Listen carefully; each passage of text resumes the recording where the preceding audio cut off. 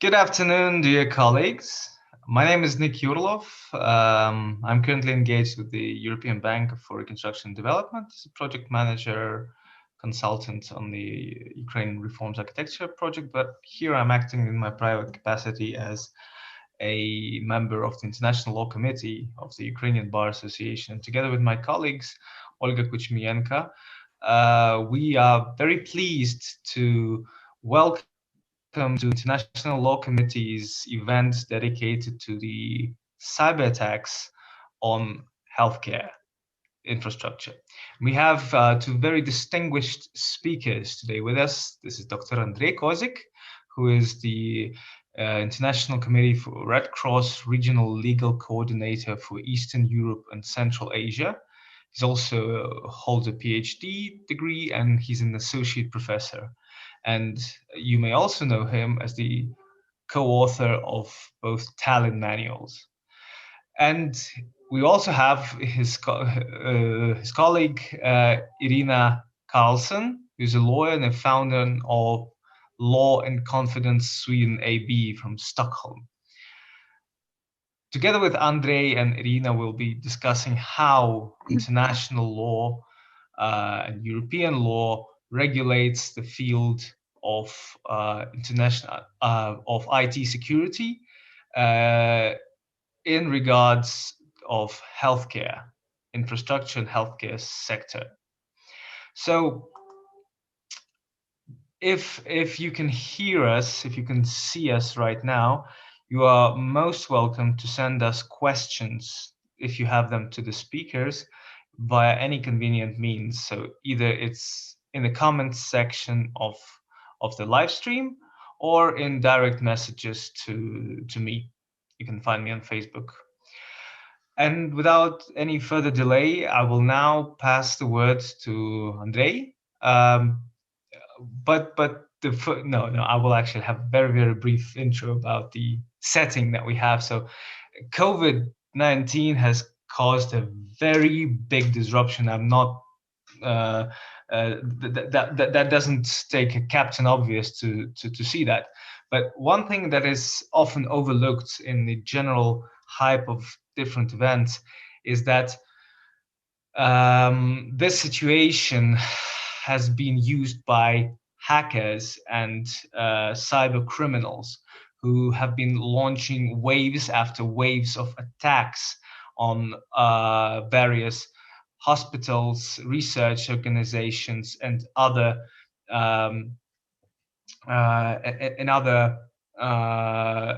objects of infrastructure related to the healthcare sector. As reported by Checkpoint, who is a leading think tank in this field, by the end of October 2020, the wave of ransomware attacks has risen so high that has never been before seen. And since then, there has been a further 45% increase by January 2021. So these attacks include ransomware, botnets, remote code execution, and distributed denial of service attacks. Not only there are cyber criminals acting as private parties, but there is also suspicion that government and paramilitary organizations are involved in these cases as well.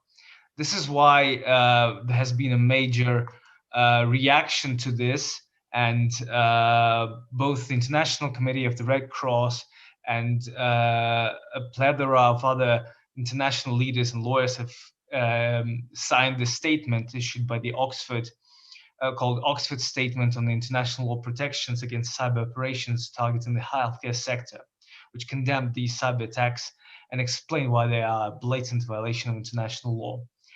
So now, without further delay, finally, I pass the floor to Mr. Kozik. Please, can you tell us how does exactly international law protect or should protect, at least in theory, the healthcare infrastructure? Yeah, thank you very much, Nick, for your invitation to join this interesting discussion. First of all, I would like to say that I will today I will participate in my personal capacity as well, and organizations which where I work could or could not share my position. However, definitely the background and what we see and what we read says that something happens. And this year, 2020, I mean, the last year, 2020 was really a special one because of the COVID. The interest and the focus was moved to healthcare a lot. And unfortunately, this means not only positive focus and focus with positive objectives, goals, but also negative. And we saw, as you've mentioned, a dramatic increase in number of cyber attacks against healthcare infrastructure. Today, and also because I work for the International Committee of the Red Cross, I will touch international humanitarian law, which is applicable exclusively during the armed conflicts, or 99.9% of its norms are addressed to situations of armed conflicts. However, we will not be, it would not be fair not to touch also the peacetime, because when we talk about cyber, it's very clear that peacetime, times of armed conflicts, is rather artificial border between them. There is an artificial border between them because technically it's very complicated to understand at which moment cyber conflict could get kinetic dimension, and when it happens during armed conflicts, it doesn't mean that it has such a huge specificity that we should ignore some basic rules. So I will, without further delay, I would like to go step by step in addressing the situations of attacks or operations against healthcare facilities. As you've mentioned, there were a number of appeals. One of them was made by the International Committee of the Red Cross, by its president, and it was joined by a lot of quite famous, important people all over the world. There were other initiatives that you've mentioned.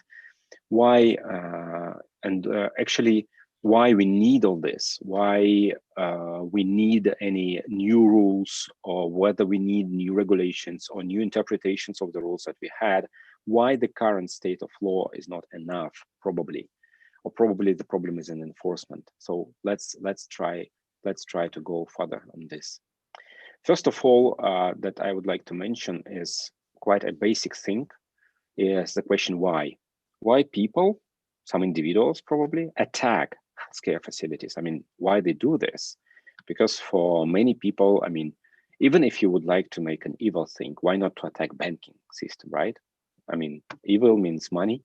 Why? And for the majority of individuals, the answer is money. I mean, they attack for profit, and the profit that they gain could be a profit from like taking some money from accounts, for example, converting them to Bitcoins, then trying to get benefit of that. If a hacker cannot get direct access to money, well, then he or she tries to capitalize from the attack as much as possible. And then the very last thing, but quite often it's the most visible one, is doing something like to encrypt the hard drives, for example, and then to blackmail the owners of the information, or to do some other harm, trying to get money from the owners of the facilities, which sometimes work, sometimes not, but again, it could be very harmful. One of the attacks that we've seen in 2020 was attack onto a hospital in Brno in Czech Republic, which, as it was announced, led to cease of normal operation of the hospital, which is one of the possible consequences, which could lead to deaths of people as well. We should understand this. So some of the individuals, they try to get the individual profits by this. Some of them gain profit by working on someone. and this could be states as well. And if they are being paid by states or being directed by states, then we could talk about attribution to states. And that's where international law also applies, especially international humanitarian law, and I will approach this topic a little bit later. So coming back to individuals, in peacetime, we have international law that urges states, sometimes obliges states like Budapest Cybercrime Convention, for example, to implement national legislation that would allow to fight against cyber attacks of all the types. And some of the states, even without this international regulations, they have already made changes in their criminal legislation and implemented this anti-hacking, anti-attack, cyber attack norms. So, however, if we talk about individuals further, we could also, so domestic law is something really important. And for domestic law, there is a set of different institutes and rules and systems of rules and norms which describe why this or that behavior is illegal, including, for example, on the European Union level, GDPR, on which Irina, I'm pretty sure we'll talk. So personal data protection in general, because when we talk about data in hospitals, it's quite often something that could be considered as personal data as well. So on this level, international law plays a significant role on the level of initiating these changes in national legislations and then ensuring the cooperation between states. But if we go further on the interstate level, when something happens between states, we often mention international humanitarian law, which could be relevant in the case that in the case of armed conflict of any type. The problem with international humanitarian law and cyber is that despite many regulations, or despite many documents at this moment exist, and there are even two special groups in framework of the UN. One is called Group of Governmental Experts on Information Security. Another one is an open-ended working group. Despite that, we still don't have consensus between states on how IHL is applied, whether IHL is applied in full swing, whether IHL is applied sometimes. We still have this discussions on many levels. At this moment, there is a preparation for the next open-ended working group, and we will see in a few weeks what states decide, how states decide to work further on this agenda. However, if we go back to IHL, we should remind ourselves that there are some interesting and important rules in IHL that implicitly clear 100% prohibit attacks against medical or healthcare infrastructure. And there are a number of rules. First of all, definitely if it's a hospital or a unit, a healthcare unit, in many cases, it's a civilian object. And there is a full 100% prohibition of attacks against civilian objects. In many cases, they also should enjoy special protection, as medical facilities and medical personnel under IHL enjoy this special protection, and states are obliged, not state, but the parties to the conflict are obliged at all times to respect and to protect healthcare facilities. Here we see not only to respect, which means not to attack, for example, but also the obligation to protect, which means to play active role in not allowing these objects to be attacked, which in our language could mean also defensive operations on cyber to protect facilities. Some of the healthcare objects and those objects which are needed for healthcare objects, for healthcare medical facilities to operate well, could be considered critical, so-called critical infrastructure needed for survival of civilian population. This could be drinking water installations. This could be some other objects that are needed for the population to survive. They enjoy special protection under IHL.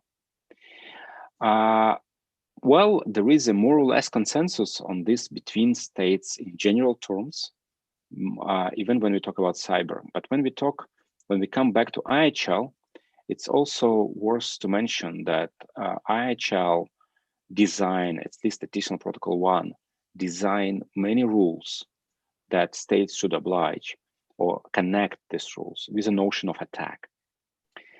And making the story short, according to IHL, attack means doing something offensive or defensive that lead to violent consequences. What this means, this violent consequences, and there is a huge discussion between within the academia, between the specialists, on what type of consequences we should consider violent. If computer shuts down, whether this is a violent consequence. Okay, if someone is injured or if death happens, then we could say this is something violent. If there is a kinetic damage, probably this is violent as well. But if, for example, data is attacked, or if computers are not operating the way they designed to operate, but no one, died, then how to count this? And this is an issue that is still under discussion. If to take the ICRC approach, we consider that not only installations should not be attacked, but also data, if they are essential civilian data, should be inevitable from this kind of operations. This could include also the data that are operated by hospital in order to treat patients, which again, in national domestic regime could be considered and could enjoy additional regime, additional protection as personal data. So a number of questions exist in contemporary IHL, and discussions continue. I should also mention that in some cases, cyber attacks might qualify as war crimes, which is also lead to individual responsibility. If to go further from IHL to the broader international law, definitely we should mention the general rules which prohibit use of force. For example, Article 2.4 of the UN Charter are principles of non-intervention mentioned inter alia in the declarations of 1970. We should also mention some other principles, like principle of sovereignty. We have a number of problems with all these notions, because if we talk about use of force, one of the problem is attribution, and modern international law and modern practice is very vague, is unclear on how to attribute. And a lot of discussions that happen and a lot of concerns that states express are about this attribution. How to ensure that the attribution of a cyber operation or a cyber attack would not be arbitrary. How to prove that there is an attack from A to B and not from B to C or someone or somehow else. The traces are not obvious the same way as when we have traces from kinetic attacks, for example. And this is a problem because this raises concerns of states, and they say we do not want one of a sudden be accused of a cyber attack which led to a severe consequences, which could initiate a kinetic response to us just because someone decided that it happened. We saw that with, let's say, weapon of mass destruction, even in the history. What to say about cyber attacks, where traces are even less obvious if you want to get them. So this is a real problem with use of force, despite the obligation exists. Yes. Sorry, just to interrupt you here. So attribution is one of the fundamental rules for which compose the notion of internationally wrongful act. So it should there should be a violation of a rule of international law, and it should be attributed to a state. But as you have very correctly mentioned, it is very hard to trace and understand, given the possibility to employ botnets on the territory of a third state and to make it appear as if the attack was launched by that state. But is there, in this regard, a duty to cooperate from the accused state? So if a state A accuses state B of a cyber attack and state B says it's not us, is it sufficient for them just to reject the accusations, or is there a duty to actually cooperate and show that, invite the experts from a third party to show for them to arrive to the states and to inspect networks, conduct searches, maybe seizures? Very relevant question. I don't want to go very deep into public international law, but if in a very short way to describe this, first of all, it exists. I mean, per se, the obligation of copyright in international law. It's not that clear as some other obligations, but it exists. However, the question is, to which extent states should cooperate, what is enough and what is not enough, whether any state could claim cooperation on any issue or only victim states could claim a cooperation from other states. So these questions are still brought open. We have emerging practice. We have more practice, for example, when it is clear that the damage comes from the territory of one state and to another states. We have, so more or less, at least we have a couple of cases on this or that involves this situation. So to reference to this, again, quite often connected to environmental damage and this type of cases. But in general, on cyber, I would say that it's something really emerging, and whether states cooperate or not, it's even if it's an obligation, it's something really soft. And in order to claim that it exists in the hard international law, one should have very good argumentation. I would be happy to read about it if I would get it. At least for now, this is an answer. But you've raised another interesting question of due diligence obligation. If a harm comes from a territory of a state, whether this state is obliged to cooperate or is obliged to stop this harm that is coming up from its territory. This issue is well known for the environmental law, international environmental law, and the damage that comes from environment damage. But what about cyber? In Tallinn Manual 2.0, we accepted due diligence concept, saying that, yes, we consider that even in cyber, if cyber harm comes from a state and state is aware of it and it has the capacity to stop, and this operation to stop this harm would not harm the state itself, or at least there should be proportionality on this.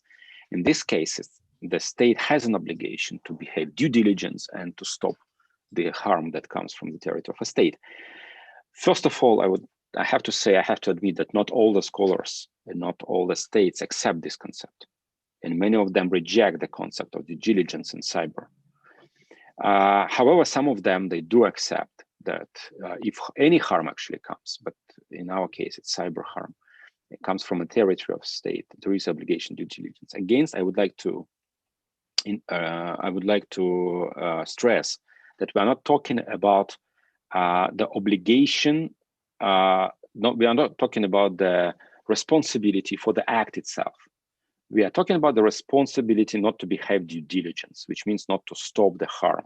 That means that the consequences of the harm should not be attributed to the states that didn't behave due diligence.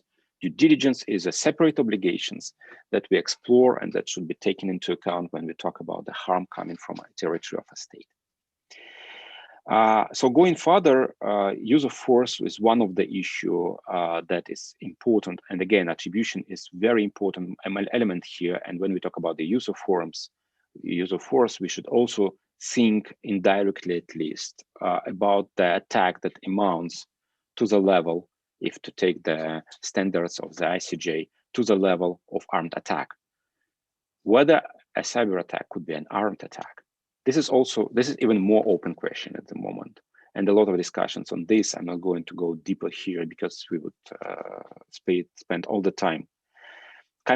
Going further, a principle of non-intervention. And especially because I think people in Ukraine listen to us, probably in former Soviet Union countries. I would like to stop on this implicitly for a minute. The problem is that in Soviet School of International Law, principle of non-intervention was considered to be extremely broad, like not intervening in internal affairs, whatever methods of intervene. And Soviet Union applied this principle, or at least tried to benefit from these principles in international forums very often. And if you would open the old textbooks, you would find this principle described in a very, very broad manner, which is technically not true. If we would read the declarations of 1970, for example, and the description of principle, we will see a very interesting element, a coercion that should take place. It's not just an intervention, it's an intervention with a purpose, to coerce a state to do or not to do something. This is important, and this coercion is a very interesting qualifying element that doesn't allow us to call any intervention the violation of principle of non-intervention.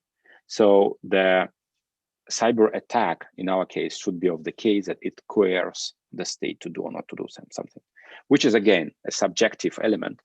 And that's why we are lawyers, and that's why we are getting paid for interpretation of all this. But at the moment, there is an element. But again, quite often states reference to this principle when they apply the rules.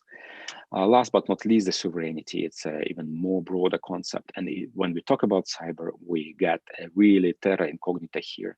Because from one point of view, let's say, stealing information is not, even on the territory of a state, making espionage in many states and many concepts is not considered to be a violation of international and a violation of sovereignty. So from this point of view, if state A steals information from state B using cyber, well, what a deal. From another side, if we talk about the sovereignty, territorial sovereignty specifically, we should remind that states are sovereign, exclusively sovereign on their territory, and any operations on their territory should be considered illegal without their consent. So in this case, if the territory is involved, then it could be considered a violation of sovereignty. But again, I would like to, for those who are interested in this topic, this is like a teaser.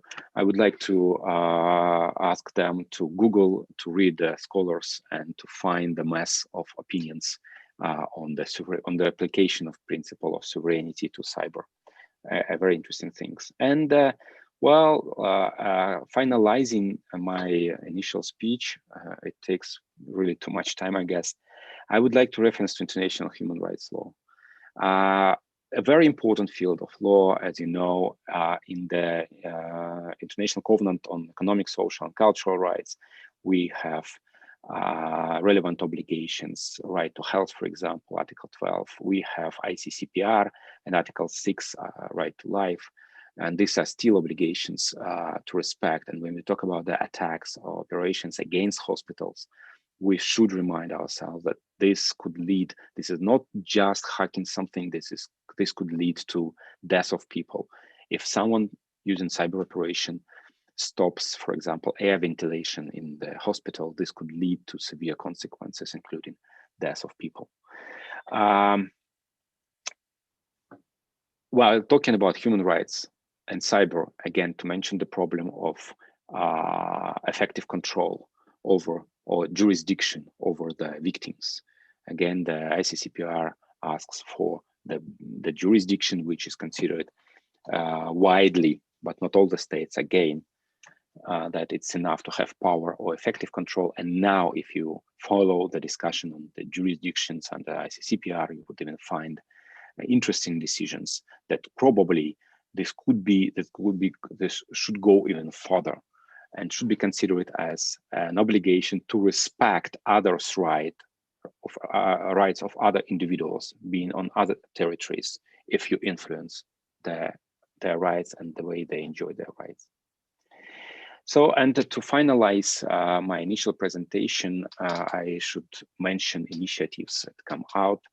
A number of initiatives were starting from not quite an old initiative that in 2020 we saw it again many times from many mouths, to establish a kind of cyber Red Cross, or somehow to mark the information, the data on this, that is essential or that should be protected under IHL.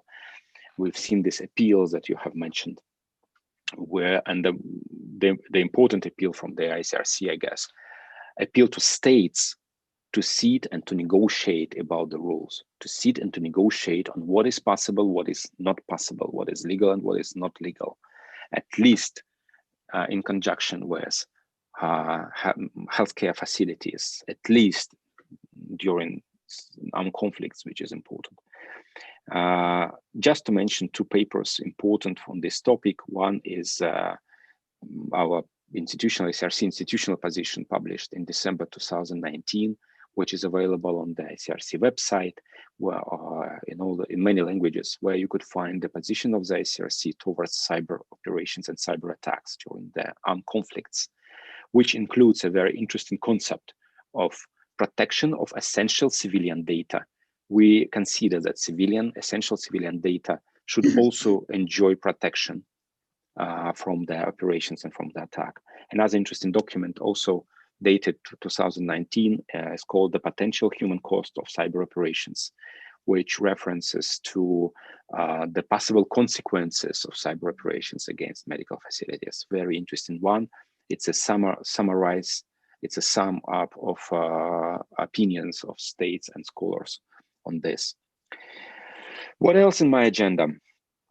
The last but not least, and I really stop on this, is to remind that states, despite there is an obligation, there is an, let's put it this way, there is a clear obligation during armed conflicts for states, as I've said, to respect and protect medical facilities and medical personnel.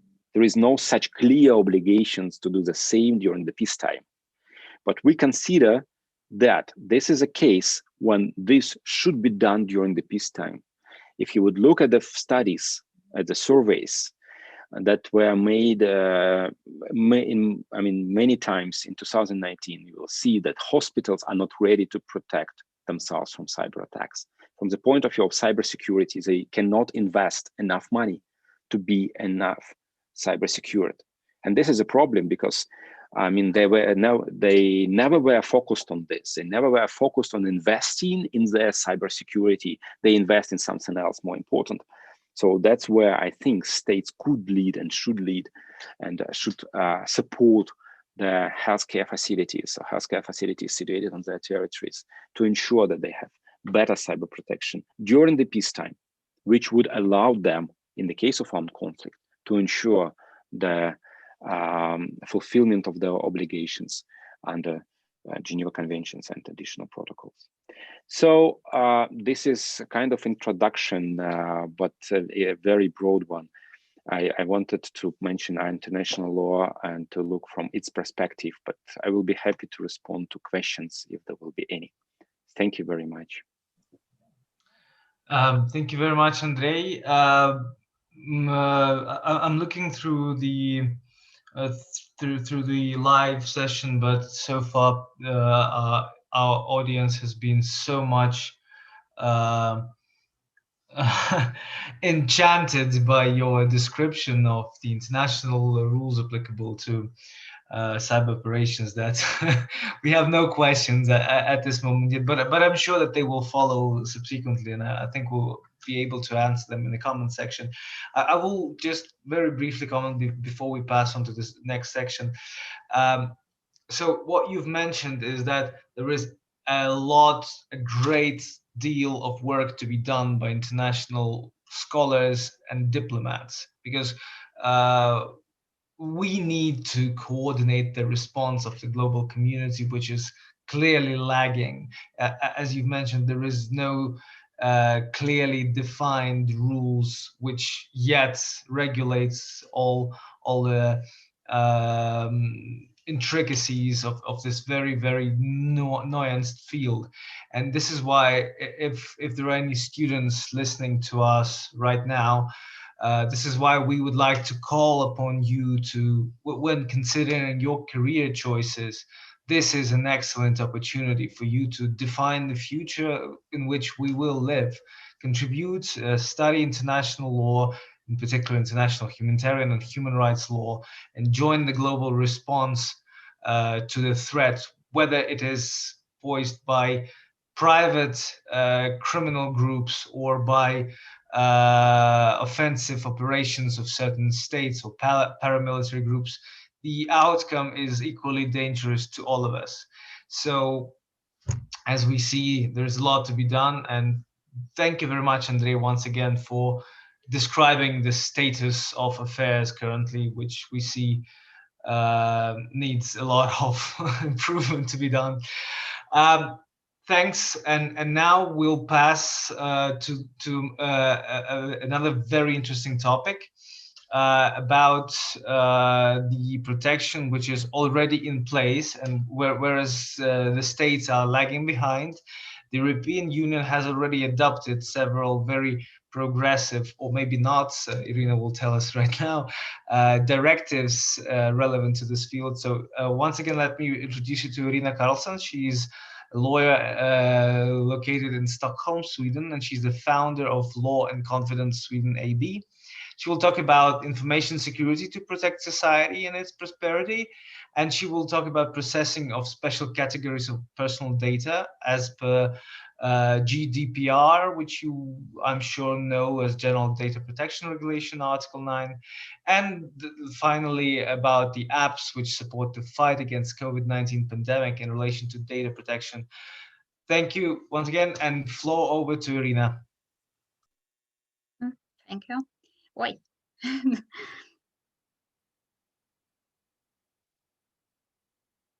What's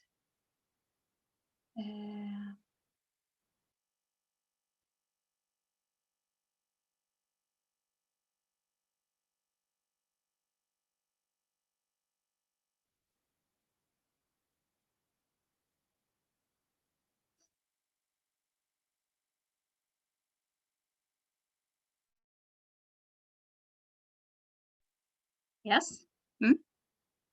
Is it okay?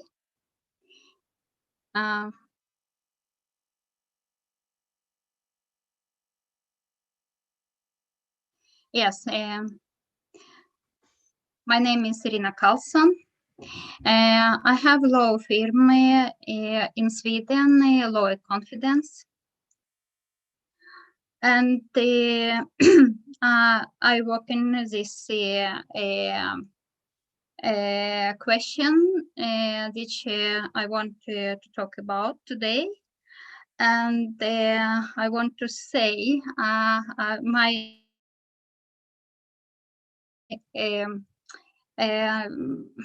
working language is only Swedish, Sweden every day, and I hope and to talk so my best today, and I have translated from Swedish to English questions which I want to talk about it today. And yes, the COVID-19 pandemic has created a challenge for the Union and the member states. Their healthcare systems, way of life, economic stability, and values. Digital technologies and data have a valuable role to play in combating the COVID-19 crisis. In order to be able to give an overview of one challenge arising in our society today and what research within digitalization available. I want to talk today very briefly about current legislation, important documents, I think, that provide guidance to be able to use the technology in the fight against COVID-19.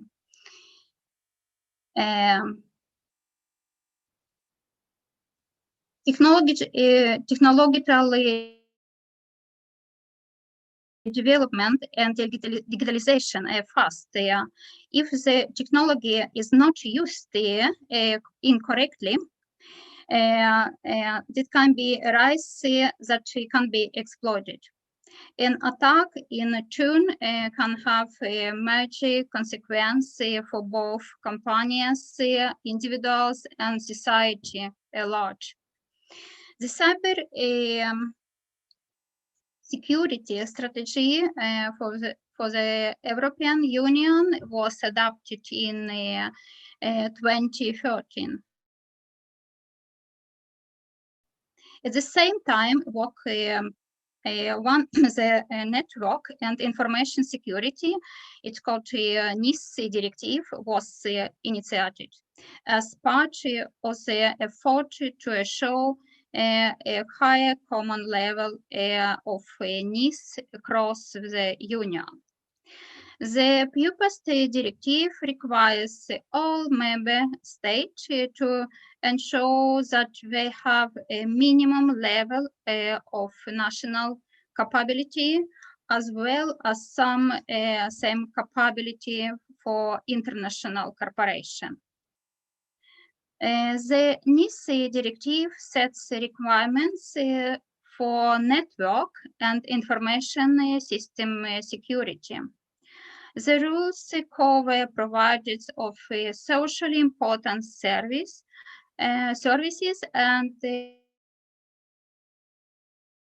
certain digital service. These supplies can be found in both the private and the public sector. Healthcare is a socially important service and is covered by the NIS directive. It is one important community service. The General Data Protection Regulation exists to protect individuals' fundamental rights. Its purpose is to create a uniform and harmonized level for the protection of personal data, so that the free movement of personal data within Europe is not handed.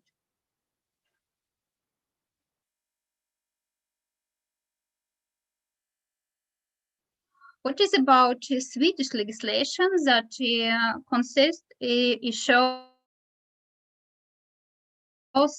of healthcare and modern digitalization. There are many different laws and regulations that regulate these shows. One of them is Swedish Law 2008-1174. The purpose of this law is to achieve a higher level of security in networks and information systems for socially important service among other things, healthcare. This is another legal document, Swedish regulation 28-1175 that regulate the design of safety measures to be considered by suppliers. Suppliers shall in particular consider European and international accept standards and specifications. Certain personal data is by its nation particularly sensitive and therefore has strong protection. This type of data is called sensitive personal data. In EU law is called special categories of personal data. Sensitive personal data is data considered, among other things, health, genetic data, biometric data.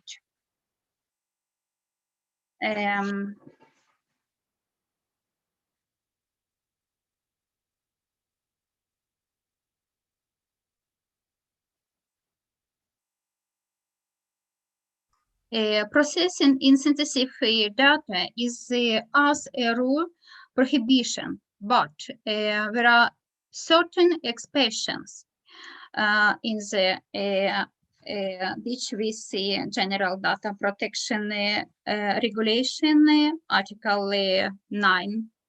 Before you process sensitive personal data, you must fully understand what lawful grounds you have for the processing. You can find all lawful grounds in Article 9, Article 6, data protection, general data protection generation. The GDPR is a broad piece of legislation and provides for rules that also apply to the processing of personal data and contexts such as the one relating to COVID-19. The data protection regulation allows competent public health authorities and employees to process personal data in the context of an epidemic in accordance with national law and within the conditions set fair.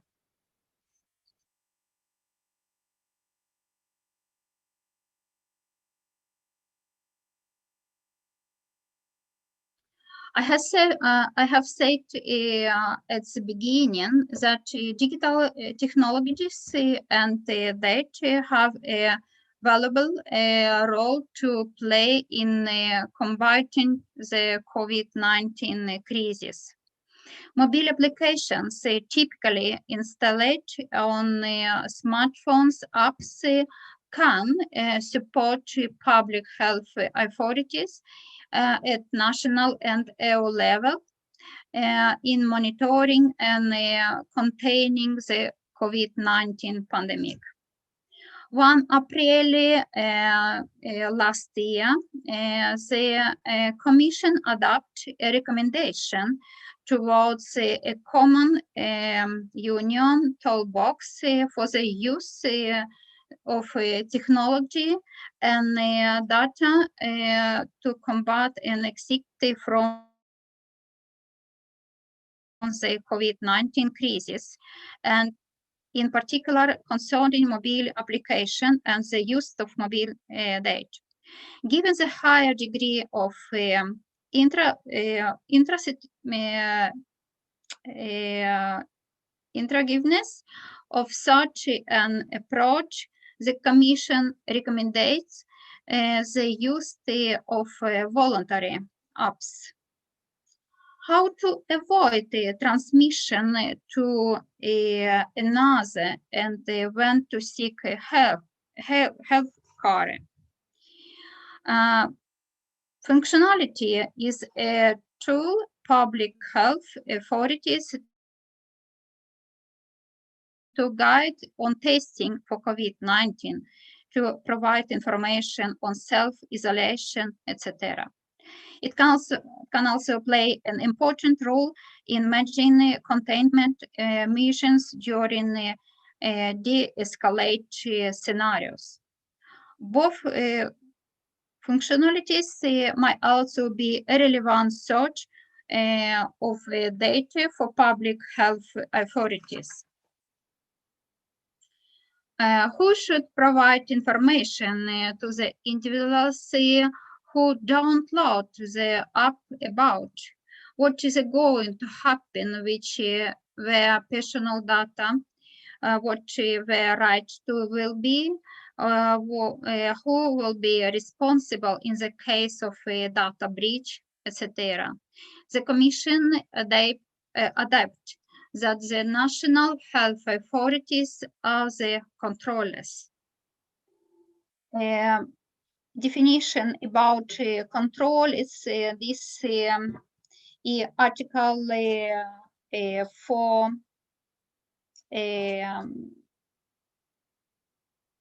for data protection regulation.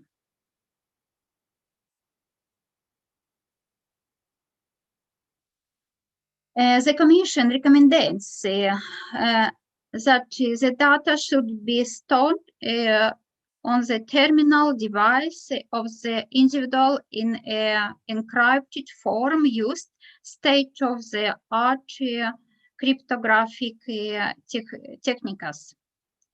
Where the national legislation provides that the personal data governed can also be processed for scientific research purpose, in principle be used.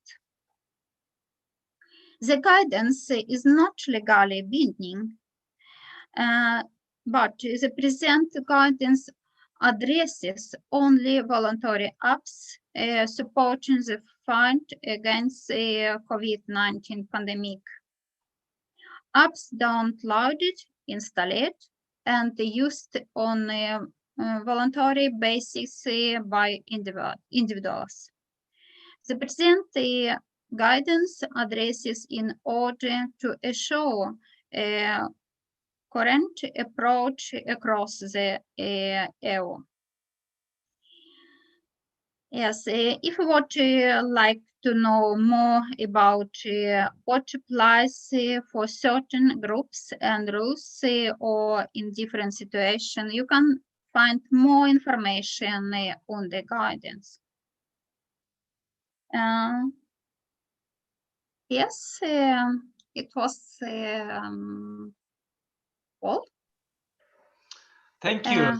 Thank you, Irina. Very interesting topic. As you know, as our audience well knows, with the advancement of internet technologies, and especially given the COVID-led digital transformation of the whole world, both business processes and private processes, data protection is of a crucial importance and it's actually good to see that the European Union is on the forefront with establishing the rules, albeit criticized sometimes, but nevertheless very important as a first step to react to the challenges posed by the digital and online world.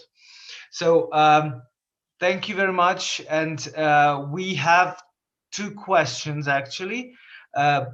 It's interesting, just as I have complained, well, not complained, but noted that there were no questions.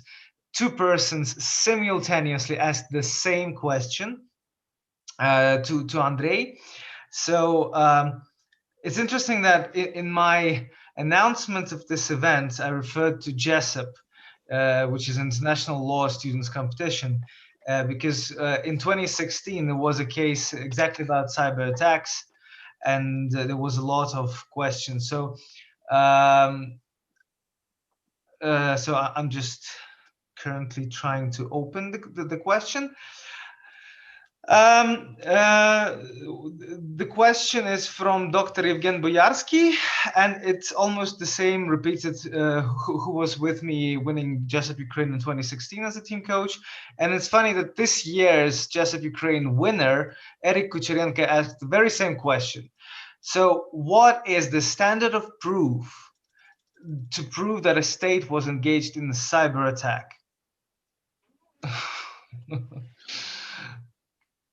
Andrei, I judged that edition of Jessup in Washington, D.C. I remember it quite well, but I don't remember actually the case well at the moment. Well, good question, actually. Good question, and unfortunately, I would not provide a clear response on this. Why? Because the practice says that there is, if you would take out from even from the context of cyber operations, if we will take just, for example, some clear, obvious obligation, for example, not to use force. In international law, the problem exists of, let's say, of the standards that are brought unilaterally by one state against another state. And then the question is quite often not about the quality of the arguments, but the number of states that support or not support your position and your argumentation. So this unfair, unneeded transformation from legal perspective into political perspective always exists, unfortunately. If to talk about the pure law, well, and the threshold is definitely, and to remind ourselves that there could be different standards coming from civilian law standards or criminal law standards, right? Beyond the doubts, for example. Definitely in international law, I think it's something the sort. I would not say that we could apply the concepts fully, the concepts that exist in the domestic legal systems, despite of all the argumentation that international law should work the same, only because the practice of states is really vague and is really unclear. There is no clear standard that I would put forward saying, you know, guys, we should do A, B, C, D, and that's enough. And the approach of the International Law Commission in their draft articles on state responsibility to somehow to deal with the standards, somehow to deal with the argumentation, as you've seen, are not exhaustive, and that's not enough to apply. But if we go for cyber, this is even more complicated. Why? Because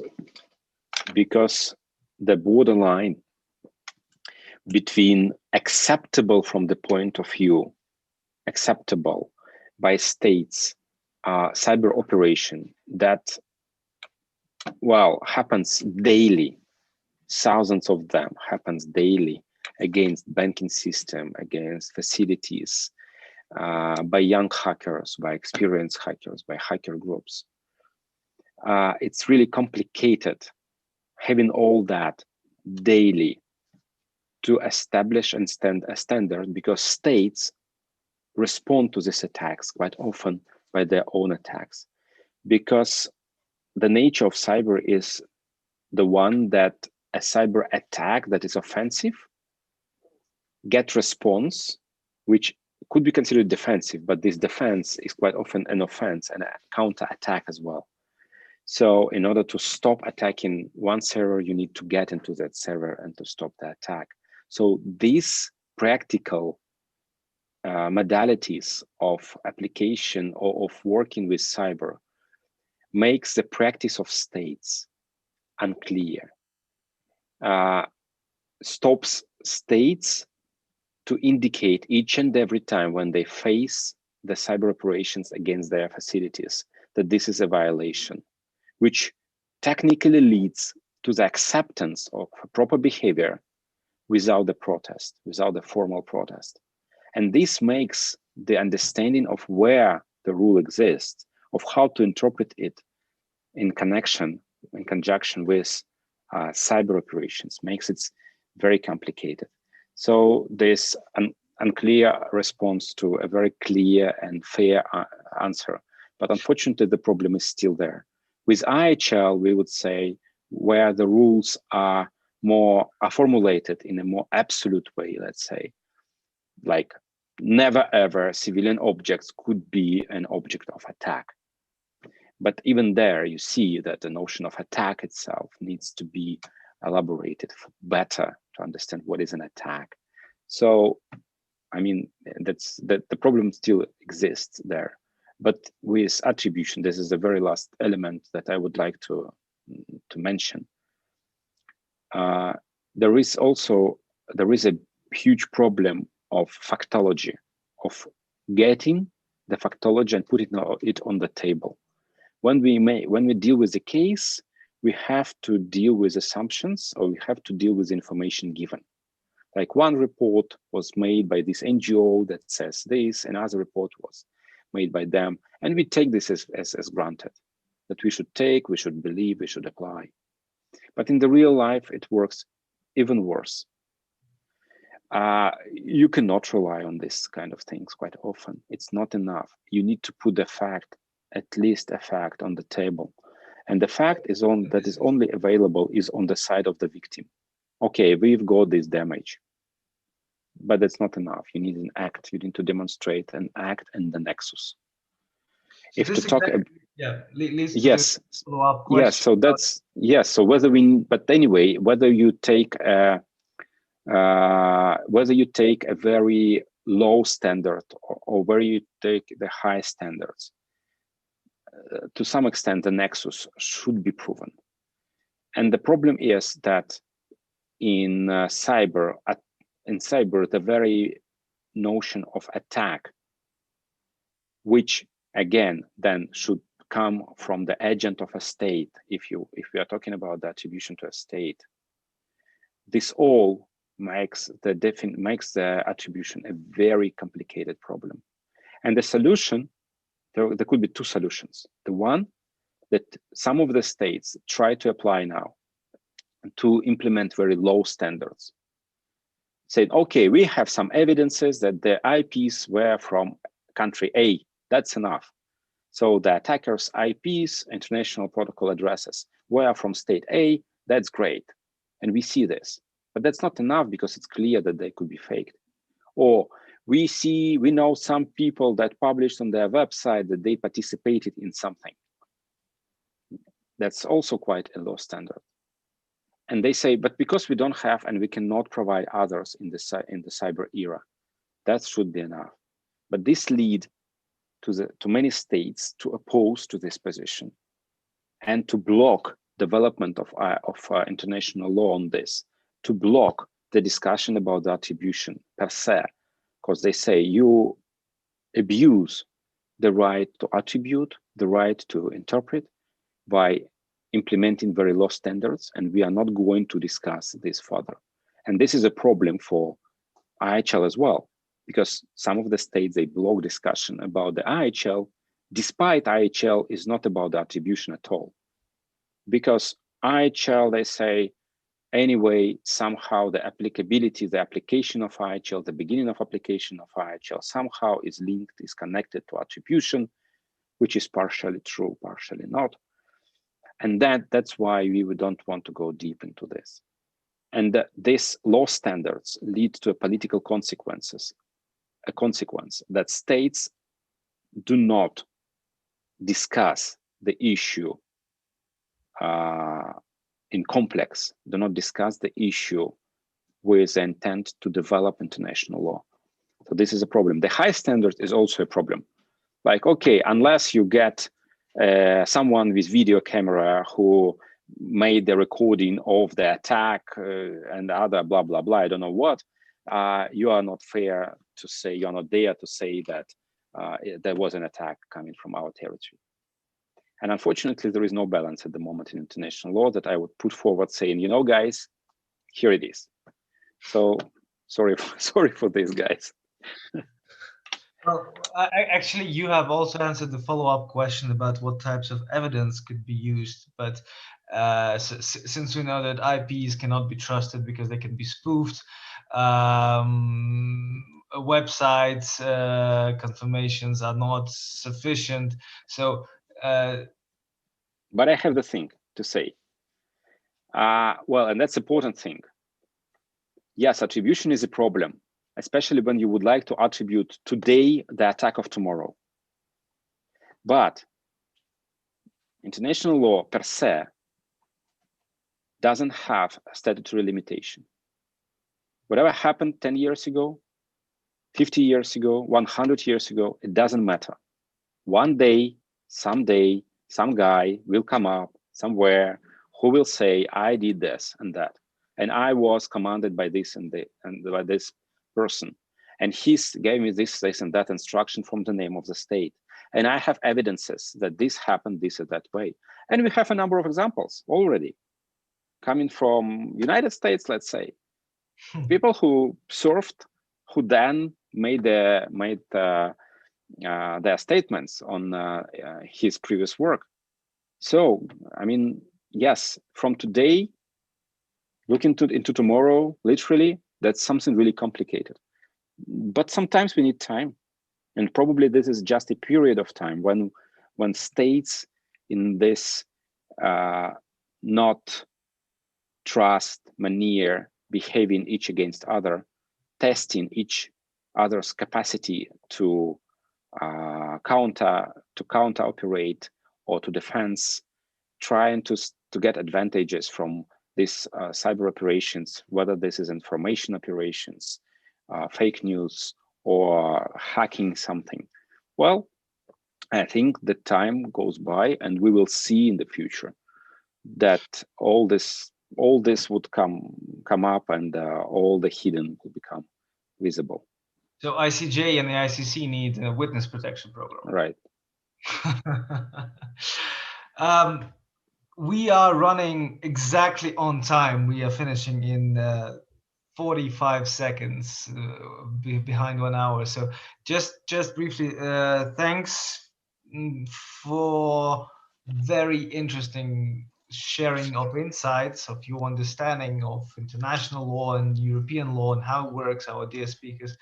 Thanks to our audience for watching and engaging in the discussion, which I believe is only the start of something very important.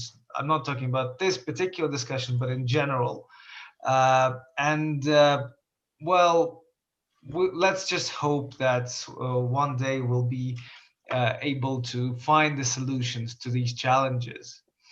Thanks once again for spending this time with us, and thanks to the Ukrainian Bar Association and my colleagues from the International Law Committee for assisting and hosting this event. And have a great day. Goodbye. Thank you very much for the invitation, and all the best to you. Thanks.